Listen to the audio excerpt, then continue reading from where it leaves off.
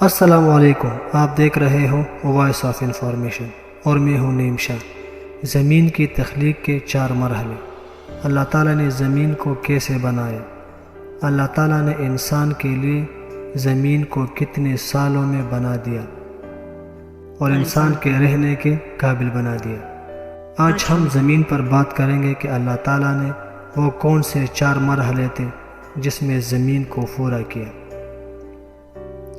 قرآن کہتا ہے کہ زمین نے اپنی تخلیقی عمل 4 مرحلوں میں طے کیا۔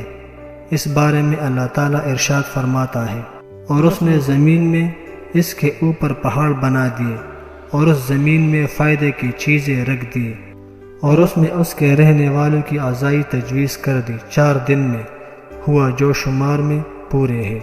یہ بات حیرت انگیز ہے کہ جدید کاسمولوجی زمین کی تخلیق کے 4 مرحلے پر مبنی تاریخ ہی بیان کرتی ہے۔ زمین کی تخلیق کا سائنسی نظریہ۔ کائنات کی تخلیق کے سائنسی نظریے کے بارے یہی ہم مختصر طور پر بتائیں گے کہ زمین کی تخلیق کے بارے میں جدید کاسمولوجی کی تحقیق کیا ہے۔ جدید کاسمولوجی زمین کی تخلیق اور تحقیق کے متعلق جو تصویر پیش کی جاتی ہے وہ حیرت انگیز طور پر تخلیقی زمین کے قرآنی بیان کی تفسیر کرتا ہوا معلوم ہوتا ہے۔ سولر نیبولا تھیوری کے مطابق ہمارا شمسی نظام تقریباً 5 ارب سال پہلے گیس اور غباروں کے بادل سے وجود میں آیا۔ گیس اور غباروں کا یہ بادل زیادہ تر ہائیڈروجن گیس پر مشتمل تھا، جس کے ساتھ کچھ ہیلیم اور انتہائی قلیل مقدار میں زیادہ باری عناصر موجود تھے۔ آگے چل کر اس بادل کا مرکزی حصہ سورج میں تبدیل ہو گیا اور اس کے بیرونی حاشیے نے سیاروں کی شکل اختیار کی۔ زمین اور دوسرے سیارے اس طرح وجود میں آئے کہ گیس اور غبارے کے ذرات نے جمع ہو کر دانوں کی شکل اختیار کی۔ دانوں نے آپس میں متحد ہو کر مادے کے بڑے بڑے ٹکڑے بنائے، جو آپس میں ملنے سے زمین کی ابتدائی شکل وجود میں آئی، جسے پروٹوپلانٹا یا پروٹو ارتھ کہا جاتا ہے۔ پروٹو ارتھ نے زمین کی شکل اختیار کی۔ زمین ابتدا میں پروٹوپلانٹ زمین کی ابتدائی شکل کے طور پر ظہور میں آئی۔ یہ مندرجہ ذیل 4 مرحلے سے گزر کر موجودہ شکل تک پہنچی۔ پہلا مرحلہ تفریق۔ یہ مرحلہ زمین کے ابتدائی طور پر وجود میں آنے کے دوران یا فوری بعد شروع ہوا۔ یہاں تفریق سے مراد زمین کے مادوں کا کثافت کے فرق کی بنیاد پر علیحدہ علیحدہ ہوتا ہے۔ اس مرحلے کے دوران زمین کے باری عناصر یعنی لوہا اور نکل زمین کے مرکز میں جمع ہوئے اور ہلکے مادی سلیکیٹس باہر کی طرف تیرتے ہوئے اٹھے اور زمین پر آ گئے۔ انہوں نے بالآخر ٹھوس حالت اختیار کر کے ایک پتلی تہ کی شکل اختیار کی، اور اس تہ کو زمین کا چلکا کہتے ہیں۔ چنانچہ تفریق کے مرحلے میں زمین بلند کثافت کے مراکز اور ادنی کثافت کے چلکے کی شکل میں آ گئی۔ گڑھوں کی تشکیل۔ یہ مرحلہ زمین کے چلکے کے ٹھوس حالت اختیار کرنے پر شروع ہوا۔ شمسی بادل، سولر نیبولا میں موجود شہابوں، آسمانی پتھروں کی بوچھار سے چلکے میں گڑھے پڑنے لگے۔ یہ عمل شمسی بادل کے چڑھنے تک جاری رہا۔ اس عمل میں زمین کے چلکوں میں اونچ نیچ پیدا ہوئی، یعنی نشیب و فراز ظاہر ہوئی۔ نمبر 3، سیلاب اندوزی۔ تیسرے مرحلے کو فلوڈنگ آف دا بیسنس، نشیبوں کی برائی کہا جاتا ہے۔ اس مرحلے میں زمین کی چلکے میں بننے والی نشیبی لاؤ یا پانی یا دونوں سے بھر گئے۔ جب تابکاری عناصر کے زوال کے عمل نے زمین کے اندرونی حصے کو گرم کیا تو اندر کا لاوا زمین کے چلکے میں موجود درازوں کے ذریعے کود کر باہر نکلنے اور گہرے نشیبوں میں جمع ہونے لگا۔ بعد ازاں جیسے جیسے کری ہوائیں ٹھنڈی ہوئی تو ابھی بخارات کی تکثیف ہوئی اور وہ بارش کی شکل میں برسنے لگی۔ یہ پانی زمین کے چلکے کے نشیبوں میں جمع ہوا اور اس نے ابتدائی سمندروں کی شکل اختیار کی۔ نمبر 4، زمین کی سطح آہستہ آہستہ تبدیلی کے عمل سے گزرتی ہوئی گزشتہ کوئی 25 ارب سالوں میں موجودہ شکل تک پہنچی۔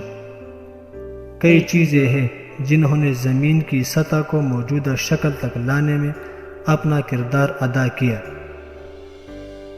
زمینی چلکے بڑے بڑے کتوں پر مشتمل ہے جو حرکت میں ہے اور آپس میں باہمی عمل کرتے رہتے ہیں۔ زمینی چلکے کی قدیم ترین تاریخ تو کسی کو معلوم نہیں، لیکن تقریباً 250 ملین سال یعنی 25 کروڑ سال قبل آج کے تمام براعظم آپس میں جڑے ہوئے اور ایک ہی خطے کے شکل میں تھے، جیسے پنگائی کہتے ہیں۔ 25 کروڑ سال قبل زمین کے چلکے کے نیچے کے حصے میں چلنے والی لہروں نے پنگا کو خطوں میں توڑ دیا۔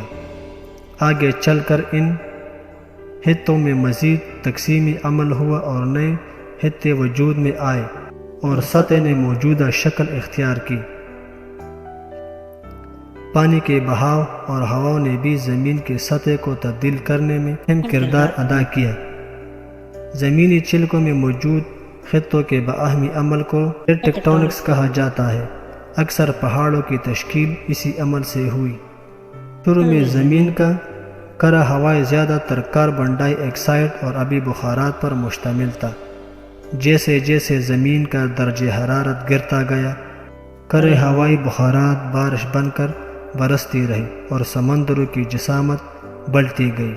کاربن ڈائی آکسائڈ نے پانی میں حل ہو کر حل شدہ مرکبات کے ساتھ مل کر کاربونائڈز اور دوسرے گیس بنائے۔ اس طرح ہوا میں بڑی مقدار میں نائٹروجن گیس باقی رہ گئی۔ جب زمین 25 ارب سال کی ہوئی تو اس کا کڑوی ہوائیں اور امونیا سے صاف ہو چکا تھا۔ زندگی کا آغاز زمین کی تشکیل کے 1 ارب سال کے اندر ہوا۔ شروع میں جو زندہ چیزیں وجود میں آئی انہوں نے کڑوی ہوا کو کوئی خاص متاثر نہیں کیا، لیکن کوئی 3-4 ارب سال قبل جب پودوں میں ذاتی تالف کا عمل شروع ہوا تو کڑوی ہواؤں کا کاربن ڈائی آکسائڈ اس عمل میں استعمال ہونے لگی۔ اس عمل میں آکسیجن گیس پیدا ہوتی ہے۔ اس آکسیجن کے ہوا میں خارج ہونے سے ہوا میں آکسیجن کی مقدار بڑھی۔ آج ہوا میں کوئی 21% آکسیجن ہے اور 79% نائٹروجن ہے۔ باقی دوسری گیسیں ہیں جسے آرگن، کاربن ڈائی آکسائڈ وغیرہ وغیرہ کہتے ہیں۔ اللہ تعالیٰ نے انسان کے لیے زمین پیدا کیا اور کون کون سے مرحلوں کو اس زمین سے گزارا اور ہمارے لیے قابل بنایا کہ ہم انسان اس میں رہے، اس میں سانس لے اور اس میں فساد نہ پھیلائے۔ مگر ہم انسان بہت کم شکر ادا کرتے ہیں۔ ہمیں ہر وقت اللہ تعالیٰ کا شکر ادا کرنا چاہیے کہ اس اللہ نے ہمارے لیے اتنی خوبصورت، سرسبز اور شاداب زمین بنائی۔ اللہ تعالیٰ قرآن مجید میں ارشاد فرماتا ہے کہ تم انسان بہت کم شکر ادا کرتے ہو۔ ہمیں چاہیے کہ ہم اللہ تعالیٰ کے شکر گزار بندے بنیں۔ اگر آپ کو میری یہ ویڈیو پسند آ گئی ہو تو پلیز چینل کو سبسکرائب کریں اور بیل کے آئیکن کو ضرور پریس کریں، کیونکہ اس طرح کی خوبصورت اور معلوماتی ویڈیو کی نوٹیفیکیشن آپ دوستوں کو ملتی رہے۔ آپ کے ایک لائک اور ایک سبسکرائبر سے کچھ نہیں جائے گا، مگر ہمارا بہت حوصلہ بڑھے گا۔ ملتے ہیں ایک دوسرے ویڈیو کے ساتھ، اجازت چاہتے ہیں۔ اللہ حافظ۔